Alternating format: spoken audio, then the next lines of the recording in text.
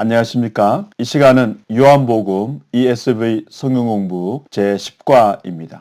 제목은 예수님의 부활과 제자들에게 나타나심입니다. 본문은 요한복음 20장 1절부터 29절까지입니다. 이번 시간에도 ESV 성경공부 문제를 푸는 방식으로 성경을 배우도록 하겠습니다. 첫 번째 문제입니다. 예수님의 부활은 안식 후 첫날에 일어났습니다. 그래서 초대 그리스도인들은 일요일, 주일을 함께 모여 예배하는 날로 정했습니다. 그렇다면 그리스도인들은 주중에 일하는 날들을 어떤 관점으로 보아야 하겠습니까? 우리는 고된 일을 끝내고 이제 겨우 쉰다는 개념으로 주말이 되기만을 바라며 살아야 합니까? 아니면 참된 안식을 누린 후에 열심히 일한다는 생각으로 예배 시간을 통해 남은 한 주 동안 일할 수 있는 힘을 얻으며 살아야 합니까? 문제의 의도는 주일, 예수님이 부활하신 날 교회가 모여 예배를 했기 때문에 이 주일은 새로운 창조가 시작되는 날을 기념하고 생명의 힘을 얻는 그런 시간이다. 그런 의미로 문제를 낸 것 같습니다. 20장 1절을 보면 안식 후 첫날 일찍이 아직 어두울 때에 막달라 마리아가 무덤에 와서 돌이 무덤에서 옮겨진 것을 보았습니다. 예수님의 부활은 안식일이 지난 한 주의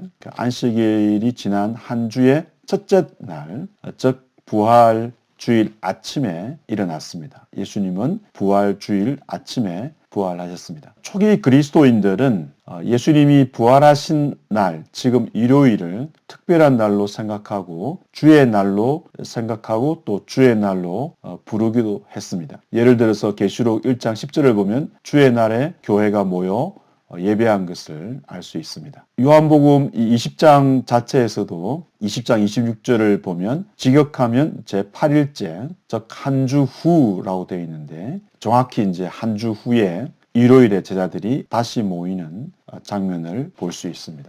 그리스도의 부활로 이제 구약 성경에 있는 안식일은 폐지된 것이 아니라 옛 질서에 속하게 되고, 그래서 이 안식일의 원래의 정신, 원리가 일요일, 주일로 이동하게 되었습니다. 주일은 그리스도의 부활로 시작된 그 새로운 창조를 기념하는 예배를 드리고, 또한 안식일의 원리와 정신을 성취하는 날이기 때문에 그날 이제 쉬고 또 이게 새로운 힘을 얻는 그런 회복의 시간이기도 합니다.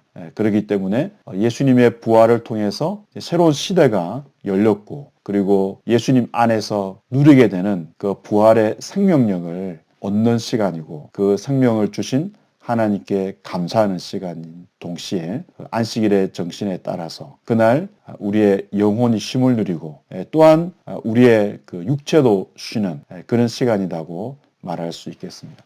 두 번째 문제입니다. 예수님의 무덤에 가장 먼저 방문한 사람은 막달라 마리아였습니다. 돌이 무덤에서 옮겨진 것을 발견하고 막달라 마리아는 달려가서 베드로와 예수님이 사랑하시던 다른 제자, 이 복음서의 저자인 요한에게 소식을 전했습니다. 막달라 마리아가 이 두 제자들에게 전하는 소식은 무엇입니까? 빈 무덤에 대해 어떻게 설명하고 있습니까? 베드로와 요한은 이 소식을 듣자마자 무엇을 했습니까? 막달라 마리아는 무덤을 막은 돌이 옮겨진 것을 보았습니다.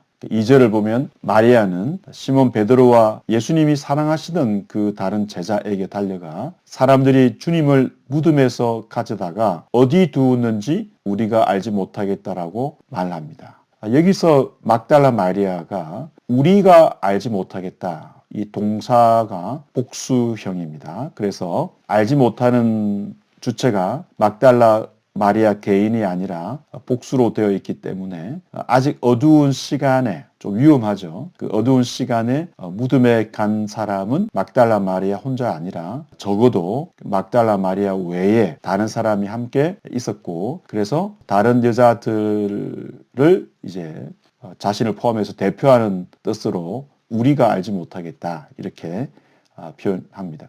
마리아와 여자들은 다른 사람들이 시체를 훔쳐갔다고 생각한 것 같습니다. 그래서 사람들이 주님을 무덤에서 가져다가 어디 두었는지 우리가 알지 못하겠다, 마리아는 죽으신 예수님에게 마지막 그 정성을 다하기 위해서 동료 여성들과 함께 무덤에 갔었는데 예수님의 시체가 보이지 않아서 그것 때문에 염려했습니다. 3절을 보면 이 소식을 듣고 베드로와 그 다른 제자 요한이 달려서 무덤에 갔습니다. 4절을 보면 요한이 베드로보다 먼저 달려갔습니다. 이 표현을 기초로 여러 가지 이제 해석이 오고 갑니다. 요한이 베드로보다 젊기 때문에 먼저 달릴 수 있었다. 그런 해석도 있습니다. 그러나 이 본문은 저자 요한이 그 역사적 사실을 좀 더 구체적으로 알리는 의도로 보입니다. 5절, 6절을 보면은 시몬 베드로는 세마포를 보았습니다. 이 세마포가 가지런히 놓여 있었습니다. 나사로가 살아난 사건과 비교해 볼 수 있는데요. 11장 44절을 보면 이런 설명이 있습니다. 죽은 자가 수족을 배로 동인 채로 나오는데 그 얼굴은 수군에 쌓였더라. 예수께서 이르시되 풀어 놓아 다니게 하라 하시니라. 나사로는 수의를 걸친 채로 나왔고 예수께서 그를 자유롭게 다니도록 풀어 놓도록 하셨습니다. 나사로의 경우와 달리 예수님의 모습을 보면 세마포가 놓여 있었다. 좀 구체적으로 번역해 보면 개켜 있었다 또는 말려 있었다. 옷이 이제 수이니까 이렇게 이제 말아서 가지런히 놓은 상태를 말합니다. 시신을 쌌던 세마포와 머리를 쌌던 수건이 놓여 있고 옷을 정돈한 모습을 보면 도둑이 시체를 옮겨갈 때 이렇게 정성스럽게 시체만 또 가져갈 리도 없고 시체를 가져간다 할지라도 그 수위를 이렇게 가지런히 놓고 갈 리는 없죠. 이 장면 자체가 도둑이 훔쳐간 것은 아님을 요한이 입증해 주고 있습니다. 예수님이 살아서 수위를 두고 무덤을 나가셨습니다. 예수님은 10장 18절에서 말씀하셨습니다. 이를 내게서 빼앗는 자가 있는 것이 아니라 내가 스스로 버리노라. 나는 버릴 권세도 있고 다시 얻을 권세도 있으니 이 계명은 내 아버지에게서 받았노라 하시니라. 예수님은 부활의 권능으로 살아나셨고 그래서 더 이상 시체를 싸고 있는 그런 수위가 필요 없었기 때문에 예수님은 수위를 그대로 두고 살아나셨습니다. 3번 8절은 이제 변화의 신호입니다. 무덤에 들어간 요한에게 어떤 일이 일어납니까? 베드로와 요한이 자신들의 집으로 돌아간 이유를 무엇이라고 생각합니까? 요한이 이 놀라운 소식을 가장 먼저 누구와 나누었을 것이라고 생각합니까? 요한복음 19장 27절을 다시 보십시오. 요한복음 19장 28절은 예수님께서 어머니를 요한에게 이제 부탁하는 장면인데 그래서 문제를 만들었을 때는 아들의 부활 소식을 어머니가 듣고 얼마나 큰 위로가 되었겠는가 그런 의도로 문제를 낸 것 같습니다. 본문 자체에서는 마리아에게 어떤 기쁨이 되었다라든지 그런 상상을 할 수 있지만 그런 의도를 본문에는 보여주고 있지는 않습니다. 8절을 보면 그 제자는 부활을 믿은 첫 번째 신자라고 할 수 있습니다. 본문은 그러나 그 제자 요한이 무엇을 믿었는지는 밝혀주지 않습니다. 무엇을 믿었는지는 예수님의 그 모습이 아니라 일단 부활의 예수님을 처음으로 본 사람은 막달라 마리아이고 요한은 빈 무덤을 보고 예수의 부활을 믿었습니다.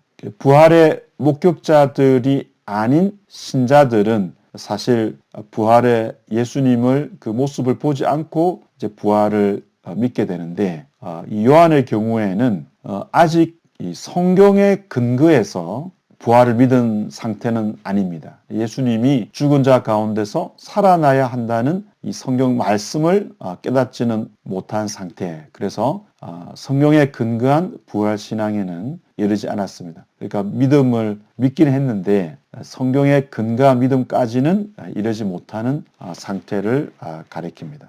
그래서 구절을 보면 그들은 성경에 그가 죽은 자 가운데서 다시 살아나야 하리라 하신 말씀을 아직 알지 못하더라. 그래서 이후에 이제 예수님을 보고 제자들이 그 부활을 믿게 되는 사실을 이제 알 수 있습니다. 4번 막달라 마리아는 여전히 무덤에 머물러서 울고 있었는데 두 천사가 나타나 질문하자 마리아가 대답합니다. 그러자 이번에는 예수님이 나타나 천사들이 물었던 질문과 똑같은 질문을 다시 마리아에게 묻습니다. 막달라 마리아는 예수님을 누구로 생각했습니까? 바로 예수님을 알아보지 못한 이유는 무엇입니까? 1세기 유대 문화를 고려할 때 부활하신 예수님을 가장 먼저 만난 사람이 남자가 아니라 여자였다는 사실이 갖는 중요한 의미는 무엇입니까? 11절을 보면은 막달라 마리아는 무덤 근처에 서 있습니다. 마리아는 부활을 믿었기 때문이 아니라 죽은 예수를 위해서 마지막 헌신을 표하기 위해 남아 있었던 것으로 보입니다. 13절을 보면 천사들이 이르되 여자여 어찌하여 우느냐 이르되 사람들이 내 주님을 옮겨다가 어디 두었는지 알지 못함이니이다. 그러니까 시체가 있어야 그 향유도 바르고 헌신을 표할 수 있는데 시체가 없는 것 때문에 이제 마리아가 슬퍼하는 장면입니다. 12절에서 두 천사가 나타납니다. 흰 옷을 입었다, 밝은 빛나는 옷을 입었다, 이런 표현은 다니엘 12장 2, 3절에 나오는 것과 같이 천상의 존재를 묘사하는 표현이라고 볼 수 있겠는데, 그래서 이 천사가 나타나서 어찌하여 우느냐라고 마리아에게 이제 물었습니다. 14절을 보면은 마리아는 부활하신 예수님을 보고 처음에는 예수님인 줄 알지 못했다라고 되어 있습니다. 이것은 공간복음에도 마찬가지고 누가복음에도 엠마오로 가는 두 제자가 예수님을 보고 처음에는 예수님인 줄 못 알아봤습니다. 그래서 부활하신 예수님이 제자들과 함께 식사도 하시고 또 십자가에 달린 모습, 그 상처를 보여주시기도 하셨지만 기본적으로 예수님은 영광스럽게 부활하셨기 때문에 이 부활체, 부활의 몸을 영광스럽게 변화된 모습이어서 그 연속성도 있지만 그만큼 부러운 속성이 있어서 마리아가 예수님인 줄 알아보지 못했습니다. 16절을 보면 예수님은 마리아의 이름을 부르십니다. 예수님은 선한 목자로서 양의 이름을 아는 분이고 또 마리아는 하나님의 아들의 음성을 듣는 그런 모습을 생각하게 합니다. 마리아가 17절을 보면 16절을 보면 이제 마리아라고 예수님 부르셨을 때 마리아가 히브리 말로 라보니, 그러니까 굉장히 이제 그 평소에 예수님이 살아 계셨을 때 불렀던 그 선생님이라는 그 뜻의 라보니라고 불렀습니다. 그러니까 이제 마리아가 부활의 예수님을 드디어 알아보고 평소에 불렀던 호칭으로 예수님을 부릅니다. 그러니까 얼마나 반가웠겠습니까? 그래서 예수님을 붙잡았죠. 붙잡다라는 동사가 현재형으로서 지금 이제 예수님 너무 반가워가지고 붙잡고 있는 상황에서 예수님은 말씀하시길 내가 아직 아버지께로 올라가지 아니하였노라. 너는 내 형제들에게 가서 이렇게 이제 말씀을 하십니다. 이 장면을 보면 이제 예수님께서 부활하신 이후에 이제 성천하시는데 성천하시면은 성령을 보내십니다. 그래서 마리아와 제자들과 그 이후에 모든 이제 신자들은 부활하신 예수님이 아니라 예수님이 보내신 성령을 통해서 예수님을 만나고 또 예수님을 배우기 때문에 예수님이 이렇게 성령을 보내실 것을 생각하시면서 말하자면 그 전에 부활하기 전에 예수님께 매달렸던 것처럼 예수님을 붙잡는 그렇게 하지 말라라고 말씀하시는 것 같습니다. 이제는 예수님이 성천하시고 나서 새로운 이제 그 구원사의 단계에 이르게 될 것이기 때문에 그때는 성령께서 오시니까 그 성령님을 통해서 그야말로 이제 신앙생활을 하는 그걸 염두에 두시고 예수님께서 더 이상 나를 붙잡지 말라라고 이제 말씀하신 것으로 보입니다. 마리아는 지금 또 어떤 의미에서는 지금 나를 이렇게 붙잡고 있을 시간이 없고 빨리 이제 부활의 소식을 전하라 그런 의미도 있겠습니다. 그래서 마리아는 제자들에게 부활의 소식을 빨리 가서 전해야 된다라고 예수님께서 말씀하십니다. 여기서 그 부활의 예수님을 처음으로 목격한 사람은 베드로나 요한이 아닙니다. 베드로나 요한은 빈 무덤을 보았지 부활의 주님을 직접 보지는 못한 상태입니다. 그래서 이제 부활의 예수님을 목격한 첫 번째 증인은 여성인 마리아입니다. 당시 이제 문화에서 여성들은 그 증인으로서의 권위를 갖고 있지 않았기 때문에 만일 이제 부활을 없었던 것인데 있었던 것으로 조작한다면 가장 그 증인으로서 권위가 있는 사람들이 예수님을 보았다라고 기록을 했겠죠. 예를 들어서 베드로와 요한이 남성들로서 또 두 명이니까 부활의 예수님을 보았다라고 기록하면 되는데 이 여자 마리아가 예수님을 처음으로 보았다고 기록함으로써 이 부활의 기록이 각색된 것이 아니라 있는 그대로 역사적 사실을 기록했음을 알려주는 본문이라고 말할 수 있겠습니다. 5번 같은 날 저녁에 예수님은 제자들에게 나타나십니다. 제자들이 모인 장소에 문을 닫았던 이유는 무엇입니까? 예수님이 제자들에게 하신 말씀과 제자들에게 보여주신 것은 무엇입니까? 제자들의 반응이 어떠했습니까? 안식 후 첫날 일찍이라고 1절은 묘사하고 있는데 19절은 안식 후 첫날 저녁이라고 합니다. 일찍 어두울 때 그 다음에 이제 안식 후 첫날 저녁이라고 해서 시간이 조금 이제 지났죠. 막달라 마리아에게서 부활하신 예수님에 대한 소식을 제자들은 들었지만 여전히 그 유대인들에 대한 두려움을 이기지 못합니다. 유대인들에 대한 두려움 때문에 집에 문을 닫고 말하자면 이제 두려움 가운데 숨어 떨고 있는 상태입니다. 부활의 소식이 아직은 제자들에게 영향을 주지 못합니다. 제자들이 부활을 통해서 가질 수 있는 가장 큰 혜택 중에 하나는 평화, 마음의 평강을 얻는 것인데 제자들은 그 부활에 예수님을 만남으로 오는 그 평강을 얻지 못했기 때문에 지금 두려움 상태에 있습니다. 그러나 예수님께서 부활하신 주님께서 닫힌 문을 통과해서 오셨고 부활의 선물은 두려움에 떨고 있는 제자들에게 주시는 평강입니다. 그래서 우리가 여기서 부활을 빨리 전해야 되는 이유 중에 하나가 두려움을 이길 수 있는 길이기 때문에 그렇다고 말할 수 있겠습니다. 그래서 기본적으로 부활은 죽음의 권세에 사로잡혀서 살아갈 수밖에 없는 인생에게는 참으로 기쁜 소식일 뿐만 아니라 이제 언제든지 생길 수 있는 인생 자체의 연약함 때문에 생기는 두려움도 부활하신 예수님께서 우리 가운데 함께 하심을 믿을 때 그런 두려움을 이기고 마음의 평강을 찾을 수가 있습니다. 6번입니다. 제자들에게 자신의 손과 발을 보이시고 그들을 사명으로 위임하십니다. 예수님은 제자들을 파송하고 성령의 권능을 주시면서 한때 보냄받으셨던 예수님이 이제는 보내시는 분이 됩니다. 이 위임식에서 삼일체 하나님이 모두 참여하고 있음을 볼 수 있는 장면은 무엇입니까? 예수님으로부터 보냄받았다라고 하는 개념은 그리스도인의 제자들을 깊이 이해하는 데 도움이 됩니다. 설명해 보십시오. 삼일체 하나님은 이제 아버지로부터 예수님이 이제 보냄받으셨는데 예수님이 이제 제자들을 보내시고 그러니까 이제 아버지가 언급되고 아들이 언급되고 그 다음에 이 본문에는 예수님께서 성령을 주시기 때문에 성령이 언급되고 있습니다. 그래서 예수님이 제자들을 파송하시는 장면에는 삼일체 하나님의 개념이 나타납니다. 이 문제는 다음 문제하고 조금 중복이 되기 때문에 다음 문제에서 함께 또 살펴보도록 하겠습니다.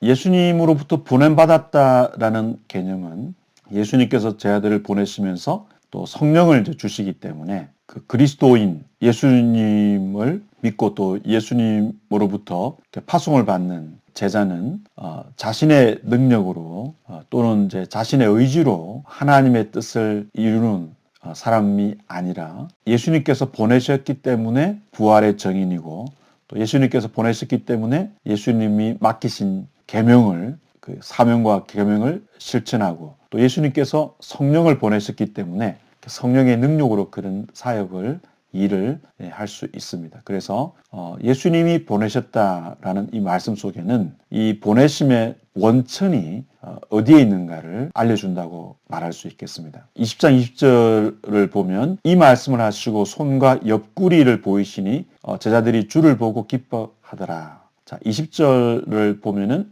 예수님이 손과 옆구리를 보이셨는데 그 못이 박힌 손과 창에 찔린 옆구리죠. 그래서 예수님은 부활하신 이후에도 이런 고난의 흔적을 갖고 계시, 육체의 상처는 고난의 표시일 뿐만 아니라 예수님께서 고난을 견디심으로 승리하셨다라는, 사탄을 이기시고 사탄의 계획을 무너뜨리시고 하나님의 뜻이 성취되게 하신 그 사건이 바로 십자가 죽음이기 때문에 예수님의 십자가의 흔적은 바로 예수님의 승리를 증거하는 흔적이라고 말할 수 있겠습니다. 그래서 신자들에게 있어서는 예수님의 길과 마찬가지로 부활이 있기 때문에, 그리고 부활의 정신이 또 적용되기 때문에 고난은 실패나 억울한 일이 아니라, 고난은 그 이후에 승리를 생각해 본다면 고난 자체가 그 고난을 이긴 이후에 승리를 통해서 입증되는, 즉 고난이 하나님께서 승리를 주기 위해서 주신 과정이다, 이 사실을 알려주는 흔적이라고 볼 수 있겠습니다. 그래서 고난은 실패나 좌절이나 실패나 그 억울한 일이 아니라 예수님처럼 승리를 위해 가는 과정에 있는 것이다, 이렇게 말할 수 있겠습니다. 7번 앞의 문제와 연결됩니다. 요한복음 20장 21, 22절은 요한의 버전으로 표현하는 대위임령입니다. 이 본문을 마태복음의 대위임령과 비교해 보십시오. 마태복음에서도 예수님께서 그 제자들을 파송하시면서 제자들에게 아버지와 아들과 성령의 이름으로 세례를 주라라고 말씀하셨고, 파송받는 제자들과 함께 있겠다라고 그 임마누엘을 약속하셨습니다. 마태복음 28장에도 파송 장면에 삼위일체 하나님이 개념이 등장하고 있죠. 아버지와 아들과 성령의 이름으로 세례를 주라. 이름이 단수 명사입니다. 마태복음 28장에서. 그래서 예수님께서는 파송하실 때 삼위일체 하나님을 언급하셨고, 이 요한복음 장면에도 삼위일체 하나님이 언급되고 있습니다. 예수님이 제자들에게 말씀하시기를 너희에게 평강이 있을지어다. 그러니까 두려움 가운데 있는 제자들에게 평강을 말씀하셨습니다. 샬롬을 말씀하셨고, 아버지께서 나를 보낸 것 같이 나도 너희를 보내노라, 이 말씀을 하시고 그들 향하사 숨을 내쉬며 이르시되 성령을 받으라. 이 성령을 받으라. 성령이 이제 임하시는 거죠. 여기서 성령은 뭐 구약에 성령이 없었다라든지 예수님이 사역하실 때 성령께서 아무 일도 안 하셨다든지 그런 게 아니죠. 여기서 말하는 성령은 오순절 성령처럼, 강림처럼 구원 역사에 있어서 예수 그리스도께서 성육신하셔서 사역을 시작했던 것처럼 예수님이 성천하시고 나서 구원사의 단계에서 성령이 이 땅에 오셔서 그 사역을 하시는 그런 이제 단계에서 볼 때 성령의 임재를 말합니다. 그러면은 이 장면은 그 오순절 성령 강림은 아니죠. 예수님께서 성천하시고 나서 사도행전에서 1장 8절에서 약속하신 대로 2장에서 오순절 성령께서 강림하시는 그 사건을 얘기하는 것이 아니라 앞으로 이제 교회가 받게 될 이 땅에 강림하실 성령님을 약속하시는 장면이다라고 말할 수 있겠습니다. 성령을 받으라. 곧 이제 성령이 예수님의 성천 이후에 임하실 것을 약속하는 내용이라고 말할 수 있겠습니다. 나를 믿는 자는 성령의 이름과 같이 그 배에서 생수의 강이 흘러 나오리라 하시니 이는 그를 믿는 자들이 받을 성령을 가리켜 말씀하신 것이라. 예수께서 아직 영광을 받지 않으셨으므로 성령이 아직 그들에게 계시지 아니하시더라. 여기서도 마찬가지로 구원 역사에 있어서 성령이 일하시는 단계를 가리킵니다. 그래서 영광, 예수님의 십자가 죽음과 영화롭게 되는 이 중의적인 의미가 영광이죠. 예수님이 아직 죽으셨지 않았기 때문에 7장을 보면 죽으시지 않았기 때문에 성령께서 아직 그들에게 임하지 않았다. 예수님이 죽고 부활하시고 성천하신 다음에 성령이 강림, 보혜사 성령이 강림하시죠. 그 장면을 7장에서 언급하고 있습니다. 이 본문도 마찬가지입니다. 오순절 성령 강림이 임하기 전에 예수님은 성령이 임하실 것을 약속하시면서 성령을 받으라라고 말씀하셨습니다. 그래서 이 보혜사 성령에 대한 약속은 요한복음 여러 본문에 등장하고 있습니다. 성령을 주신다. 요한복음에서는 이 새 창조의 개념이 중요하게 사용되고 됩니다. 성령께서는 새로운 그 생명을 주시는 일을 하십니다. 예를 들어서 창세기 2장 7절에 보면 하나님이 생기를 불어넣으시는 장면이 나오는데 바로 예수님 말씀하신 이 장면과 비슷합니다. 여호와 하나님이 땅에 흙으로 사람을 지으시고 생기를 그 코에 불어넣으시니 사람이 생명이 되어 있다. 살아있는 존재가 되었다라는 이제 내용인데 뭔가 이렇게 살아있는 존재가 되게 하는 것이 창세기 2장 7절이라면 죄로 인해서 또 사탄의 권세 아래서 사실상 죽은 상태인 사람에게 성령이 임하게 되면 어떤 새로운 창조, 새로운 피조물, 새로운 이제 피조물이 됩니다. 제자들은 뭐 예수님을 믿고 있는 사람들인데 이 성령을 받을 때 그들이 이전에는 경험하지 못했던 그런 능력을 얻게 됩니다. 주 예수께서 에스겔 37장 5절 주 예수께서 이 뼈들에게 이같이 말씀하시기를 내가 생기를 너희에게 들어가게 하리니 너희가 살아나리라. 그래서 종말에 성령이 임하면 이렇게 새로운 창조가 일어난다. 새로운 세상이 열린다. 이런 내용이 에스겔 37장 내용이라면 예수님께서 종말에 보내실 성령을 지금 제자들에게 약속하고 있습니다. 그래서 누구든지 이제 성령이 임하게 되면 새로운 피조물이 되고 그리고 생명력이 있는 인생을 살 수 있습니다.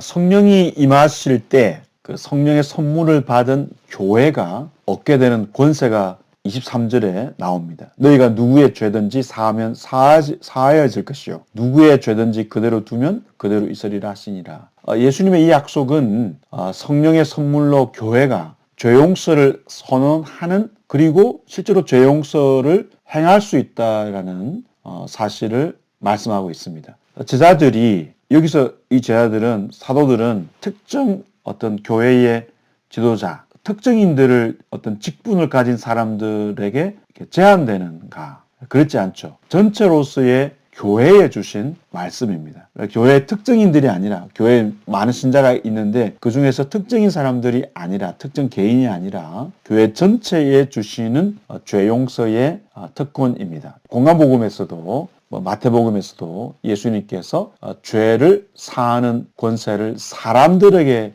주신 부분을 언급하고 있는데 마찬가지로 이 장면에서도 그 예수님께서 성령을 보내실 때 이 성령의 선물을 받은 교회는 죄를 용서하는 권한을 가지게 됩니다. 그래서 교회가 해야 될 정말 중요한 사명이 죄를 용서하는 것이다. 이렇게 말할 수 있겠습니다. 인생의 가장 큰 문제, 그 사회의 가장 큰 문제, 인류의 가장 시급하게 해결되어야 될 문제는 죄이고 예수님께서 성령의 선물을 통해서 교회에 주시는 권한도 죄 용서입니다. 그래서 교회는 언제든지 이 죄를 용서받고 또 죄를 용서하는 일을 성령 받은 교회로서 가장 중요하게 여겨야 함을 이 본문이 보여주고 있습니다.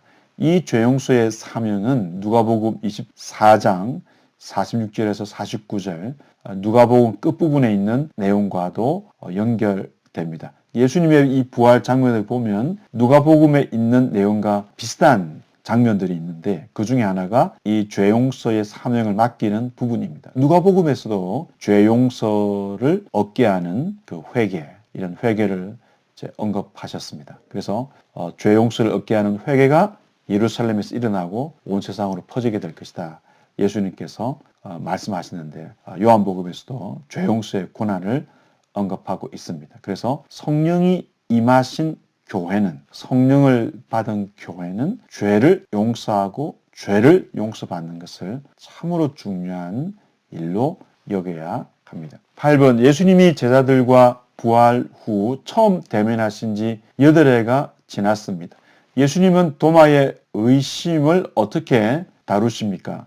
부활하신 예수님을 만난 도마의 반응은 어땠습니까? 도마와 대면하는 장면을 통해 예수님은 믿음에 대한 믿음을 가르치십니다. 설명해 보십시오. 8회가 지났다라고 하지만 이제 한 주가 지났다 이렇게 이제 이해할 수 있겠습니다. 예수님이 이제 부활하신 날 그 제자들이 모였고 또 한 주가 지나서 8번째 날에 다시 제자들이 이제 도마와 함께 모였습니다. 이게 습관적으로 이제 그 부활하신 날에 초기 제자들이 모였음을 보여주는 본문이라고 말할 수 있겠습니다. 예수님께서 도마에게 말씀하시기를 너의 손가락을 내밀어 내 손을 보고 내 손을 내밀어 내 옆구리에 넣어보라. 그리하여 믿음 없는 자가 되지 않고 믿는 자가 되라 말씀하십니다. 예수님은 그 도마에게 십자가의 흔적을 만져서 그 죽으셨던 그 바로 예수님이 살아나셨음을 이제 믿도록 하십니다. 도마가 이 경험하는 이 장면은 앞으로 등장할 그 신자들이 어떻게 부활을 믿을 수 있는지를 보여주는 내용입니다. 도마는 부활하신 예수님을 보지 않고도 이 부활을 증언한 증인들의 말을 듣고 이 부활을 믿어야 했습니다. 부활의 예수님을 직접 보지 못하는 사람들은 당연히 이 제자들 외에 이제 그 이후의 사람들은 부활하신 예수님을 보지 못하죠. 그 부활하신 예수님을 보지 못하는 사람들은 어떻게 부활을 믿을 수 있는가? 바로 부활의 목격자들이 증언하는 증언을 신뢰함으로써 부활을 믿을 수 있습니다. 그렇다면은 도마의 이상적인 상태는 그에게 부활을 증언하는 증인의 목소리를 듣고 신뢰하고 부활을 믿어야 되는데 도마가 그 정도까지는 믿음에 이르지 못했습니다. 28절을 보면은 도마가 예수님을 그 상처를 만진 내용은 없습니다. 도마가 대답하여 이르되 나의 주님이시오 나의 하나님이십니다. 이렇게 신앙 고백, 위대한 신앙 고백을 합니다. 도마가 예수님을 만지고 믿은 것이 아니라 예수님을 보고 믿었습니다. 사도는 부활의 증인이기 때문에 부활을 보고 예수님을 도마도 믿었습니다. 이게 도마의 믿음이 열등한 것은 아닙니다. 왜냐하면 다른 사도들처럼 보고 예수님을 믿으니까. 그러나 보고 예수님의 부활하신 예수님을 믿는 것보다 예수님께서 원하시는 수준은 보지 않고 증언을 듣고 부활하신 예수님을 믿는 것입니다. 그래서 믿음과 어떤 회의 사이에 있으면서 두려움을 극복하지 못하는 그런 사람들은 도마의 경우처럼 부활하신 예수님을 직접 볼 수 있는 그런 사도는 아니니까 많은 시간이 지나서 이제 예수의 부활을 보지는 못하니까 증언을 신뢰함으로써 그런 믿음과 회의 사이에 생기는 두려움을 이길 수 있고 부활하신 예수님이 주시는 평강을 누릴 수 있습니다. 그래서 예수님께서는 뒤에 너는 나를 본고로 믿느냐 보지 못하고 믿는 자들은 복되다라고 말씀하십니다. 먼저 나의 주님, 나의 하나님 이 표현은 예수님을 하나님으로 고백하는 정말 중요한 본문입니다. 호세아 2장 23절을 보면은 주는 내 하나님이라는 표현이 있는데 헬라어 성경을 보면은 구약 성경을 보면 주 곧 나의 하나님 이렇게 이제 문장이 되어 있습니다. 그러니까 주와 나의 하나님이 이제 병렬되어 있죠.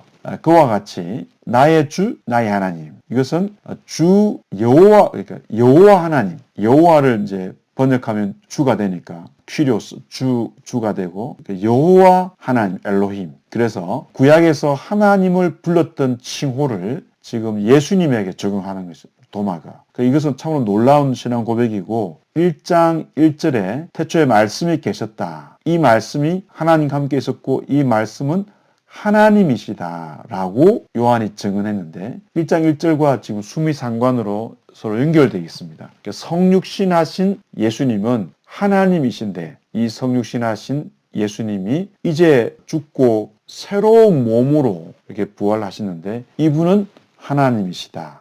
성육신하신 예수님은 하나님이시고 부활하신 예수님은 역시 하나님이시다. 그래서 도마가 예수님에게 주님 하나님 이렇게 여호와 하나님을 불렀던 구약 사람들 불렀던 그 칭호를 적용함으로써 이 신앙 고백이 오고 오는 교회의 신앙 고백이 예수님은 이 땅에 낮아져 오신 인간으로 오신 하나님의 아들 이 땅에 인간으로 오셨지만 그분은 원래 하나님이시고 주님이시죠. 그래서 우리에게 성령을 보내시고 누구든지 그의 이름을 믿는 자들을 새로운 피조물로 만드시는 하나님이시고 또 두려움 가운데 살아갈 수밖에 없는 인생에게 진정한 평강을 주실 수 있는 하나님이십니다. 그래서 이 신앙 고백을 듣고 예수님께서는 너는 나를 본고로 믿느냐? 나를 본고로 믿는다 이렇게 볼 수 있겠습니다. 너는 나를 본고로 믿는다. 보지 못하고 믿는 자들은 복되다. 도마는 예수님을 보고 믿었고 이제 보지 못하는 세대는 믿음으로써 부활을 믿어야 되는데 그들이 복되다라고 말씀하십니다. 그래서 마치 예수님을 직접 본 사람의 믿음이 더 높고 예수님의 부활을 듣고 믿는 사람이 조금 낮은 단계로 생각하지 하는 것이 잘못된 것이죠. 이 말씀을 보면 보지 않고 믿는 자가 복되다라고 말씀하심으로써 이제 그 사도들 그 이후의 세대는 역사적으로 존재하셨다가 죽고 부활하신 예수님을 보지 않고도 믿어야 되는데 그 믿음은 참으로 높은 수준의 신앙이다. 그래서 보지 않고 믿는 자가 복되다라고 예수님께서 말씀하십니다. 그래서 이 본문은 부활을 증언하는 목격자들 또 부활을 증언하는 증인들의 그 권위와 신뢰성을 강조하고 있습니다. 오늘 우리가 읽은 이 20장 본문에서는 예수님의 부활이 그를 따르는 자들에게 어떤 의미가 있고 그리고 구원 역사에 있어서 부활이 가져다 주는 성령의 선물이 무엇이고 이런 부활을 통해서 우리가 얻게 된 또 죄용서의 권한을 보여주고 이런 식으로 부활이 우리 개인에게 큰 힘이 될 뿐만 아니라 구원 역사에 있어서 교회가 얻은 복이 또 권한이 어느 정도이고 교회가 무슨 사명을 맡았는가를 보여주는 중요한 본문입니다. 여러분 수고 많이 하셨습니다.